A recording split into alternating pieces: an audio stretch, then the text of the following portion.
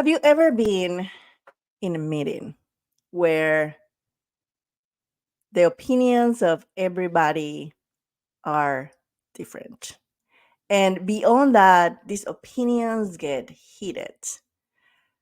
And everyone is so protective of their opinion because perhaps they are right.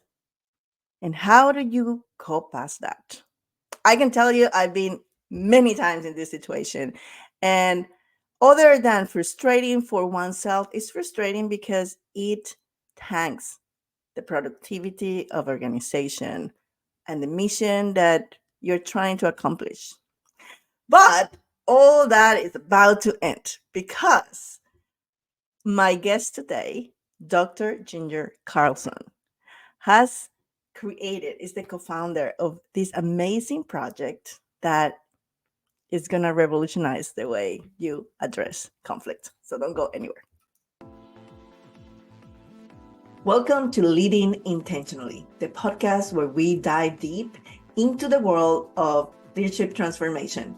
I am Carmen Paredes, your guide in this journey, and I'm so thrilled to have you with us today. In each episode, we share strategies, insights, and stories to help you drive growth, enhance workplace culture, and lead with intentionality. Whether you are a seasoned executive, an aspired leader, or just someone passionate about positivity in the workplace, this podcast is for you. Each week, I'll bring you conversations with thought leaders, experts, and trailblazers that will share with you their insights, wisdom, and experiences so that you can apply these practical tips to your leadership journey. Get ready to explore topics like inclusive leadership, women's empowerment, effective communication, and so much more. If you're ready to lead intentionally and make lasting impact in your organization, you are in the right place. Let's embark in this transformative leadership journey together. This is Leading Intentionally. Let's dive in. Hello, and welcome to today's show. We have with us Dr. Ginger Carlson. She is an influential educator, leader, and innovator with over 30 years of global experience as and as an international TEDx and keynote speaker. She has captivated audiences worldwide with her profound insight into creativity, communication, growth, and transformation. With a widely diverse and extensive background that includes living and working in 5 continents, Ginger expertise and always widening perspective is unparalleled. She has authored award-winning publications, holds advanced certifications in coaching and communication, adaptive models of change and habits of mind, as well as holds advanced degrees from the University of Southern California, Pepperdine University, and Johns Hopkins University. As the co-founder of Mobius Dynamics and CEO of the Multarity project, Ginger's pioneering efforts and are dedicated to bridging cultural and ideological divides and reshaping our approaches to dialogue, data visualization, and empathy, continuously seeking innovative ways to foster organizational growth and societal impact.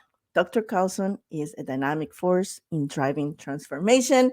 Welcome to the show, Ginger. Wow, thank you. Thank you. I'm thrilled to be here with you. I got my cup of tea. I'm ready. Oh my God. I am so excited about this conversation because I met Ginger, Dr. Carlson, at Zimbabwe when we were both delivering our TEDx.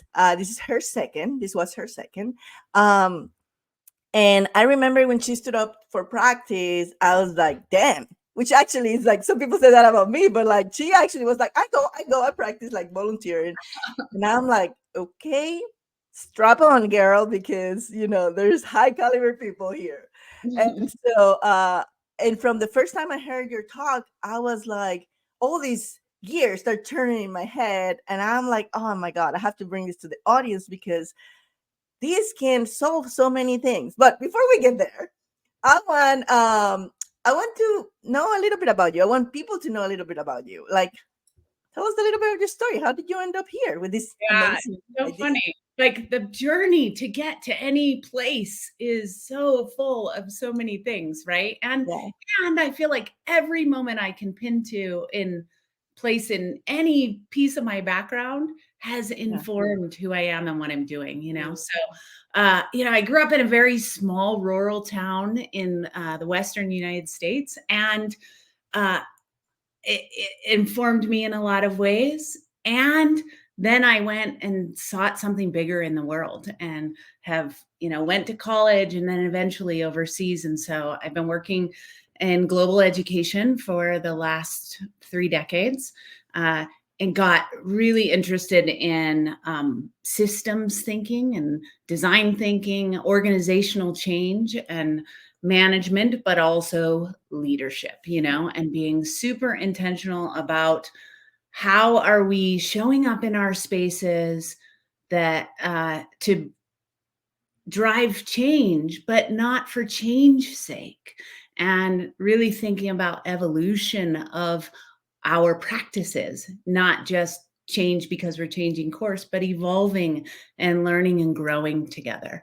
And so, yeah, I've worked in uh, accredited schools in 20 countries, and lived and worked in lots of different places, in Asia and subcontinent of India, had a baby there, moved there 6 months pregnant. I worked in Europe and lived in Greece, um, and then traveled and spoken in Africa and accredited schools there in Northern Africa, as well as the Middle East. In And Guatemala, I remember when you say yeah, Guatemala. yeah, I spent 6 years in Guatemala, and then in one additional year doing some consulting there, and accrediting schools in different places throughout there, or throughout Central America. So, yeah, it's been a journey, and along the way, I've really discovered writing as a source of supporting my thinking and articulating myself and expressing myself. So I also am a poet and uh, a mom of, like Yeah. almost all adults. I have one teenager left in the house, and yeah, it's a journey. It's a wonderful thing. It's amazing. And I have to say, you don't look a year over 30, by the way. So when you said you have 30 years working on it, and I met her in person too, so I can attest. Like, The yeah, yoga, so my 30 plus year vegetarian diet. that's amazing. So I remember, well, before I go and spoil the thing, tell us a little bit, like high level, what is this multarity? Because I even remember when you mentioned the name of your talk, even over there, people's like, "What's that?" I sort of kind of got what you meant. I mean, obviously, didn't know what you're gonna say, but like I kind of like got it. But let's assume it's a word. It's not a word that most people might understand. So, what is multarity? Yeah, and I think many of us, a lot of us know what a polarity is, right? Mhm, And we say that our world is more polarized than ever, right? That we and you hear the language of polarization a mhm, lot, that there are two sides to every story, that we are opposite ends of the spectrum, opposing ideas, right? And so multarity is thinking beyond the two poles, and instead understanding and embracing that there are multiple perspectives around any issue, mhm, any problem that we're trying to solve, any human condition, that we all are coming to it with our cultural lenses, our personal experience, anything that has been mapped onto it. And everybody is coming to it from lots of different angles that are polarized, or that are pulling us in different directions, right? mhm. And so the idea of multarity is thinking more like multiple perspectives. Yeah. And when we're able to harness those, embrace those, understand those, then we understand an issue with more nuance, Mm, more granularity. And so we're basically helping people articulate what those multarities are, rather mm, than just put yourselves into two buckets. Because what happens, especially in an organization where you find yourself, quote, polarized, that you but a lot of people will say, well, I don't totally believe that, but I have to gravitate towards that, right? Because Mhm. it's easy to put myself into that bucket. But then we lose the nuance in the conversation. Yeah. For me, when I was listening to your talk, and I feel like, well, I've watched it several times, but I feel like I can almost, you know, verbatim what it says, because it really hit me, because I was able to connect the dots to situations where I've been. And I remember having to deliver very, very high stake projects and having to work between different disciplines in the company. And this is like, you guys either figure this out or everyone's out the door, right? Like that type of toxic environment. Mhm. And of course, everybody, every VP, every, group leader had an idea. And these are smart, competent, well educated, know the business, know their stuff people, right? So everyone has a point of view, and everyone is pulling to their point of view, and it's like, there's no way I am giving in, because I am not going to risk that this thing is not going to happen, right? Right. And what ends up happening is that a week later, 2 weeks later, we're still having these meetings that don't go anywhere, because nobody is giving in anything, Right. right? And everyone takes, and so here I'm going to add like how I connected what you were saying. everyone everyone thinks the attacks are personal, because we are so ingrained to our beliefs. And so when Yeah. you were talking about that, it really resonated with me. So can you share a little bit with the audience? Because you know what I'm talking about, but I didn't want to spoil it, because Yeah. I want you to explain Yeah. it. And there's so many things I want to unpack in what you said, because there are a lot of layers to it, right? And I think it's true that you go into a meeting and you're so dead set on like getting your outcome that you want, right? That people end up often feeling steamrolled or not honored. And they're like, I'm an expert too, which should also be validated, right? And and as leaders, we work very hard to manage the polls, you know, and in managing the polls,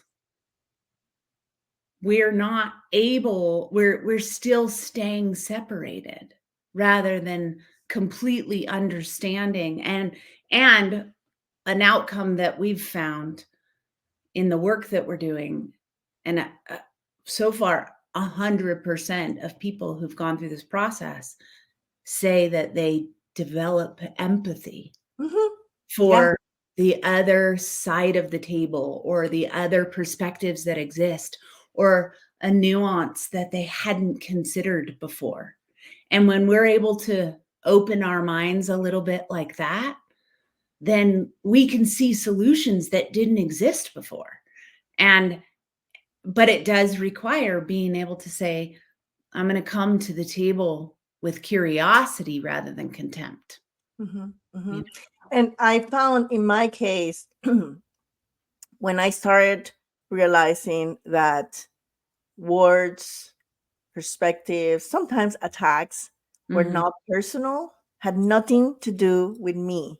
It was mhm. all about how that particular person was trying to protect their tribe, protect themselves, protect their own fears or, traumas Right. that they might have. And the same with me, like the way I might come up had nothing to do with them. It was like how I was getting triggered, you Yeah. know, how, 9-year-old Carmen was getting triggered for something that had nothing to do with this. But Right. it kind of brought the same feeling of survival. When I start understanding that, and I use the word compassion rather than empathy, but it's the same concept.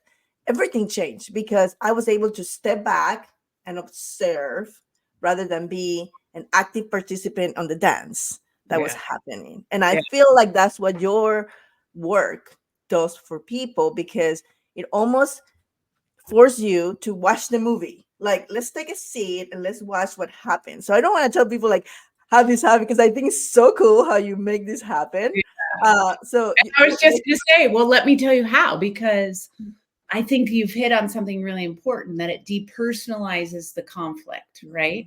That uh, what happens is people often go on the defensive and it go into self-preservation mode. You know, and they can't even articulate what happened inside their body when it felt like an attack and it wasn't personal, right? But it takes a lot of emotional intelligence to be like, that's not about me, right? That's something Mhm. the way that they're interacting. And maybe there is something that we're bringing to the table that is triggering them in some way, right?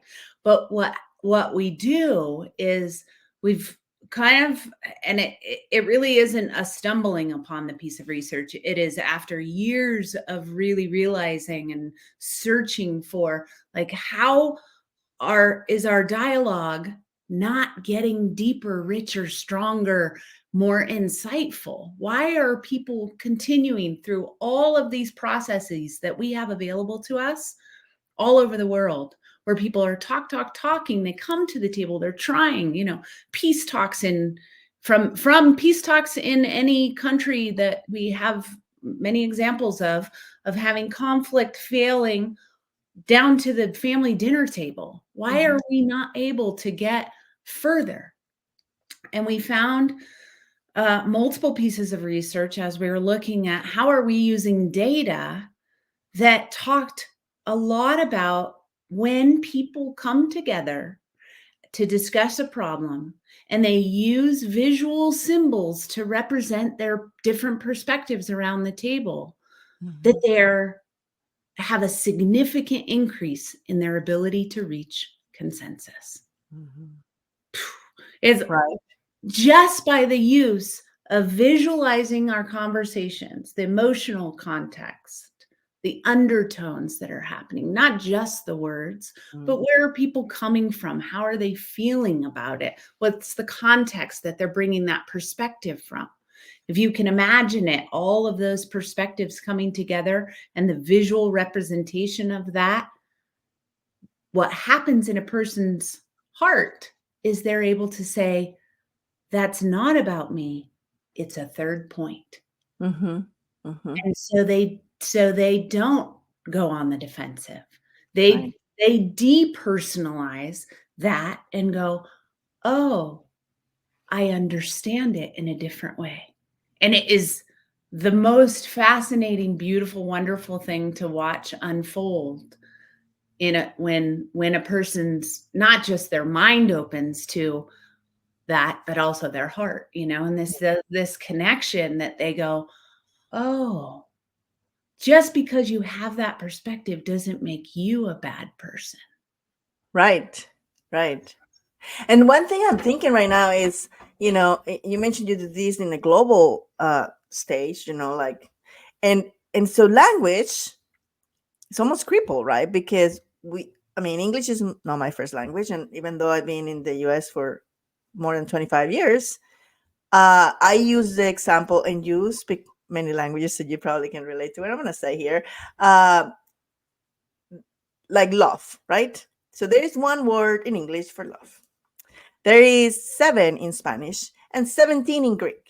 Yeah, I was gonna say, So, I lived in right? Greece for So 3 it's years, like, so yeah. what kind of love are you talking about? And so this is why I feel in America, when you tell someone, I love you, they're so reluctant because they only can conceptualize one type of love. Yeah. But like in Spanish, I know the word I use to say I love to my mom or to my brother or to my friends or to my lover or to my, you know, someone I have fun with, it's different. It's a different word. Yes. And then, in Greek, you have the self love, you have the love to God. I mean, and so because the language in a global context could be crippled as people are trying to communicate in an in an equal base that might not be they might not be able to reach their emotions. Yes. These that you have created is such a mind-blowing thing. Like, I Yeah. literally was having these studies, like every company needs to have this thing, in every conference room, and it's like play, like, Yeah, and I love that you bring that up around language, because we have a partner in Ukraine that we're working with, and it we were just having a meeting this morning around some of the language, the Ukrainian language, that they're, using as a source of belonging in the organization, which is so powerful. And it might mean different things to different people. Mm-hmm. There's also the same word is used in, has roots with Russian language, Mm-hmm. which is a source of pain for them. Mm-hmm. So on a scale that your average American cannot understand, right? Right. We don't Right. have that kind of trauma happening in our families and uh, communities in the same. I mean, it doesn't even compare to what the daily experience is there. Right. So getting to the nuance of language and how we're talking about building these communities is everything. And it doesn't just happen with words, because there's imagery, symbology holds so much meaning and so much power to help us open to another reality, another solution, and see some kind of insight for ourselves. Beautiful. So now you put this out there in your talks, and you're doing keynotes about it. What it's like, how can people get access to this amazing thing you have created? I mean, I'm literally like, I seriously like was having this thought of like going back to meetings where there was no going forward. Like, I feel like, I didn't have to have this meeting. Like, I used to joke, I would take my cup and I would put a little sticky here, and I would say, this meeting didn't need to happen. Like, because we are like worse than when we started, right? Um, wh- how, how can people work with the Multarity project or concept, or like what is in the future? Like, I don't know, share with us Yeah, like how there's so we much can grab this. for us right now. We've got a lot of things happening as far as, to just building out workshops and different kinds of models for things. We've got a book coming, and uh, which actually can, teach the model. But we also run open, free public sessions every month. Okay. So and we will take suggestions on topics. We've done everything from, love, hate, time, memory, community, reproductive rights is a recent one that we ran that was, Mhm. things that are either just human condition topics or something that's completely divisive. And Mhm. so we open those for free so that people can come and be a part of that and walk through the process with us, because it is a journey to go Yeah. through. We use artificial intelligence to help us do this. It's a tool we lean to, and we can't separate the human work that we have to do if we're going to grow. And, I mean, that's our vision for the organization, is that we may grow, as individuals, as communities, globally. And so we, at multarityproject.com is the website. And there are a lot of different resources there. You can go in and look at past conversations and see the visual of the multarity that came from it. You can look at the artwork and the illustrations that have been created based on the real-time conversations. Um, we can contact us directly, and we're happy to, speak. We do consulting, we do long-term partnerships, lots of opportunity. Yeah. And you hadn't mentioned the AI, so I didn't want to like say it in case, I don't know. But so in case it's not clear, so this is how it happened.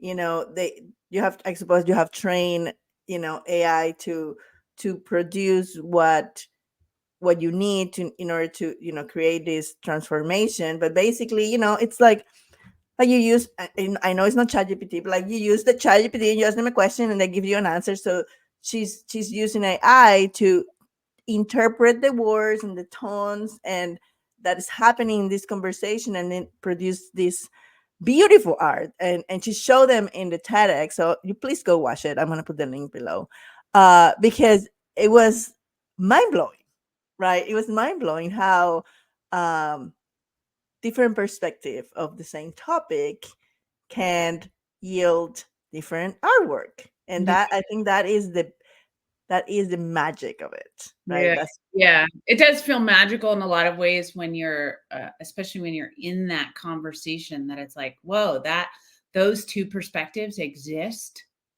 in one Mhm. piece of, Right. symbolically.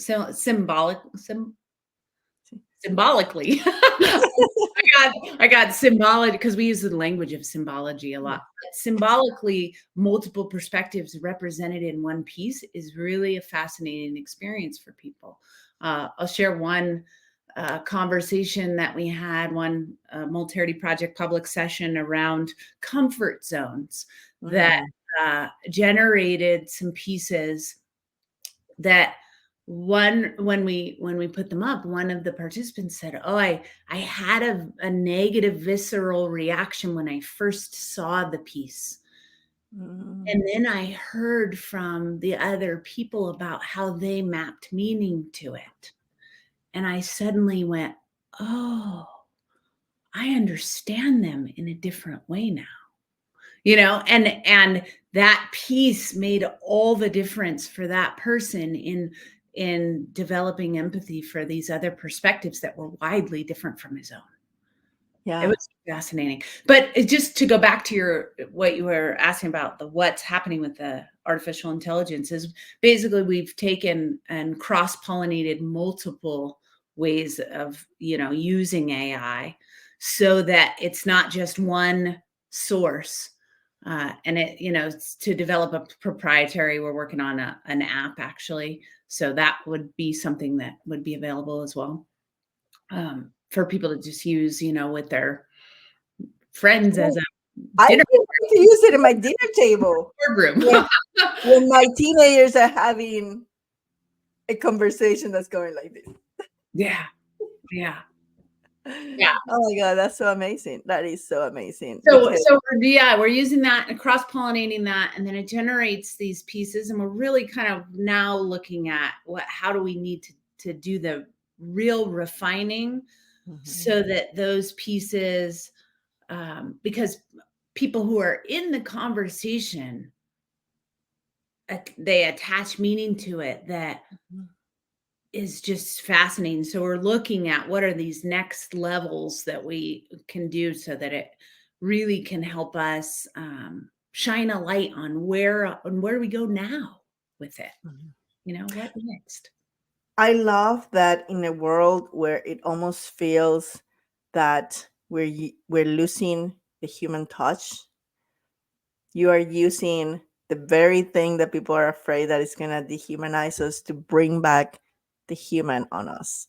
Yeah. And I say that because I know from my personal experience that when you actually get to know people at a deep level, and this is what I did with my teams all the time, like I knew the person, like I tried to know everything about them, like Mhm.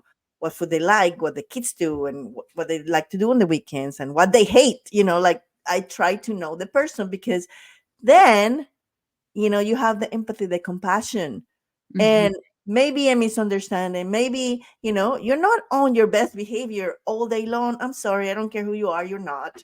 Some Yeah. days you woke up with the left foot, and so you show up as your 7-year-old self. Mhm. And so, but when people get to know the real you, or you get to know the real them, those things don't stick, because that's not them. And so that's like an emotional level, but I feel like what you're doing, it connects so much more again, because like how you were talking about the people in Ukraine, like how words can mean something so personal that we will never understand, because we never been bombed, or things like that, right? Um, And so it's bringing humanity in a whole different level, and I'm so thankful for this. Like it really touched, your talk really touched me, unexpected ways, let's say that. oh, thank you. Yeah. Thank I And he's a fabulous speaker too. thank you. Thank you. It's so funny because yeah, it's something that evolves over time, right? Mhm. And I think you mentioned the language of conflict resolution. And what we're doing, actually, we have a trademark on it, is conflict evolution. Mm, And that, because it's not necessarily about just resolving or dissolving conflict, because conflict is also a part of community. We have to have different viewpoints in mhm, order to grow, right? mhm. And so we think of it less as conflict resolution and more as conflict evolution, that we are using that as a source, a seed to evolve. Yeah.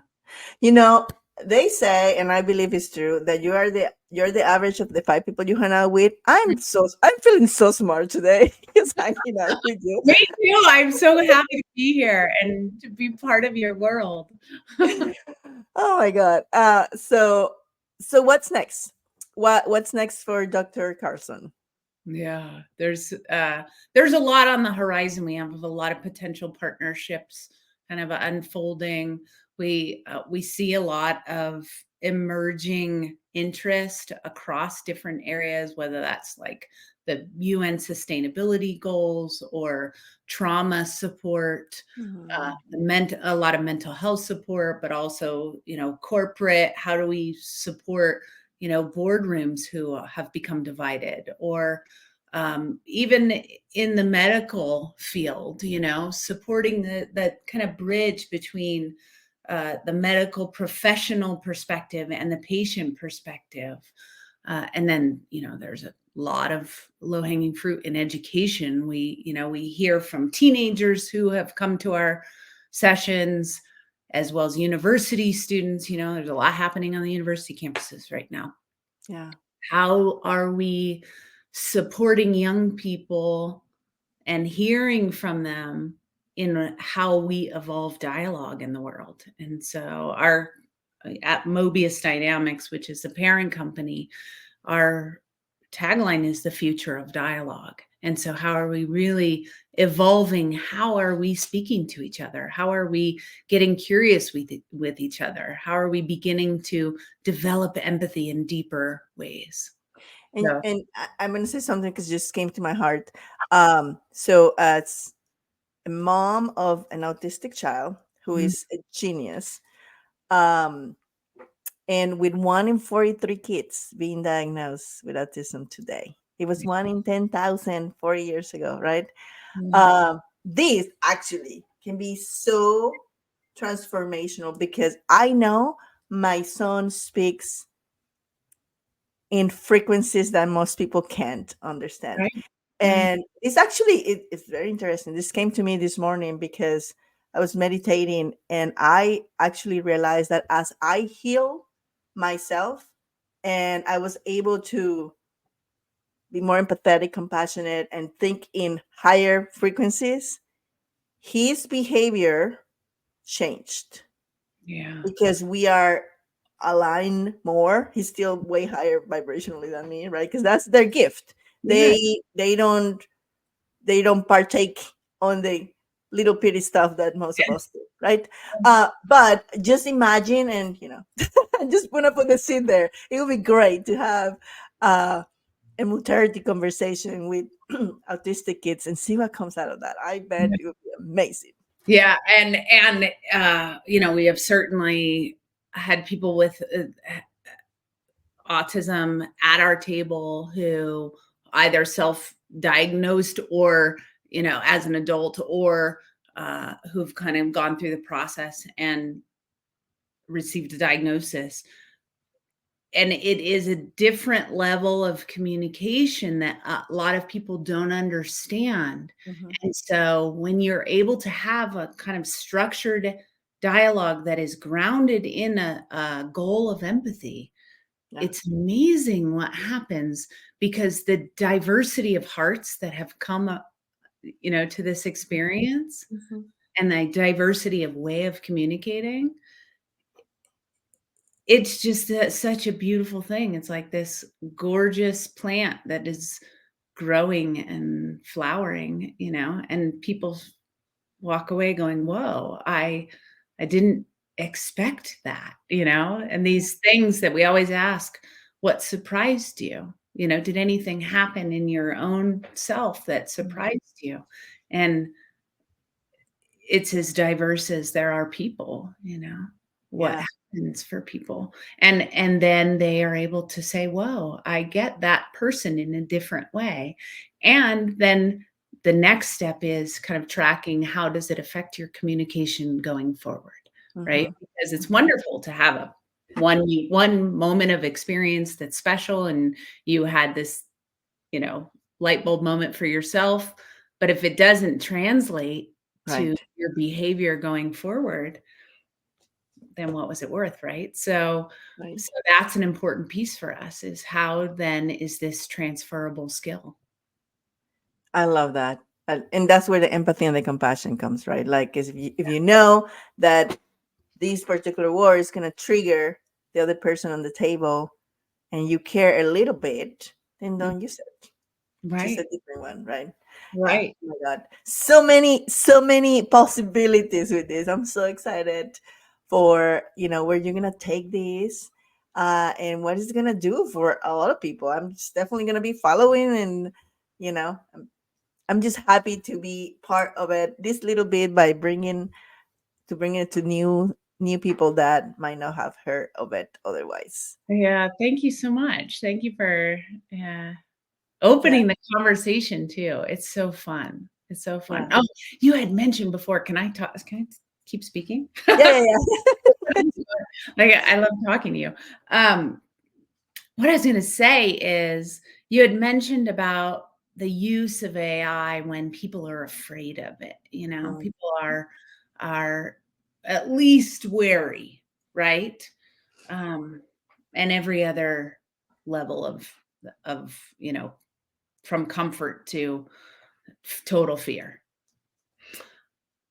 There was an interesting conversation with, Bill Gates and Sam Altman talking about AI and saying, you know, we know that AI can help us, you know, craft an email, and we know that it can help, it's supporting us in some medical advances and, you know, helping our kid with homework. But what if it could actually help us be better humans?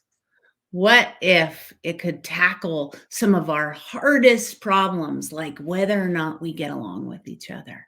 And Sam Altman says, yeah, what a contribution that would be. You know, and that's what we're doing. We're, you yeah. know, using it and attempting to use it in a way that helps us synthesize our conversations in real time. See, that's the difference. It's not like it's one thing Come to back next week. Yeah. like, oh, we'll send you the report, you know, but to have it show up as, you know, you're having this conversation, it changes everything. Yeah. And Yeah. and and so maybe there is possibility in us being able to come together to evolve our conflicts, to understand each other, to not get so stuck in his way, her way, you know, the highway. Well, I think you're definitely doing your part on that, and I see it so clearly, right? And that's what I mentioned it. So I'm sure you gotta be proud of yourself because I'm proud of you, my friend. And we're, you know, we want to just invite people to come to the table, really. Mhm. That's And sometimes the hardest thing, right? To pull up a take the chair. first step. Yeah, Yes. yeah. So, and you're saying on the website that people can find where are some of these public Yeah, there's, I places? mean, there's like buttons all over the place of like register for a session, and you can go under, you know, schedule, and there's what we do is we put you know, we schedule them pretty several months out so that because we do limit those public sessions of how many people can join at the table, we really want it to be private experience where people are, you know, can be vulnerable, can really bring themselves fully to the table. So we limit the participation, but we schedule them many months out, and people can pick a topic that resonates with them, or pick one that doesn't, because actually there's a video testimonial on the site under Yeah, like what people say, of someone saying, the only one that worked for my calendar was one I really didn't want to go to it's meant because to be. of the topic, and then just had this blooming of a heart that was help. Everything happens in divine time, Abs- divinely intervention. So I fully believe that. So that's definitely the one they needed to go to. Yeah. And I So I also think, think that we're prepared for everything, whatever comes our way, we've been uniquely prepared to take the next step, to show up to the conversation, wow. you know, Well, I'm definitely gonna go and check the calendar and join one because I've seen the results, but definitely want to experience one. So I'll be there, yay. and I dare you guys to come. So, well, Ginger, it's been a pleasure to have you in the show today. I mean, I can talk to you, for hours, but I unfortunately, we know. have to put this to the attention span of humans. Right. I feel that way too. Like, let's keep talking. But we're gonna put all the links, all the information in the show notes, so it's very easy to just click and go.